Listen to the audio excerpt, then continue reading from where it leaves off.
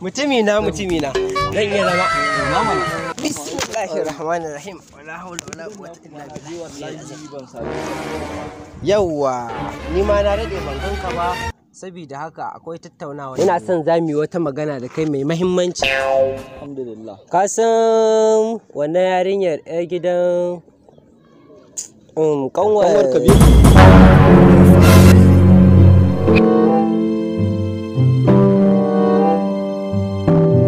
Kaji kato. Wai dama har yanzu ana samun tsala-tsalan 'yan mata a unguwan nan? Kaji kato. Baki ne ina na tarewa. Gaskiya ne mutumina. Ka san me za ka yi min dan Allah taimako ɗaya za ka yi min. Ka ara min wayan nan taka. In bi su in karɓo 11 in karɓo lambar waya. Wayata? Karka damu. Sai da wayata aka karɓo. Ha ba duk tige za karka damu ai.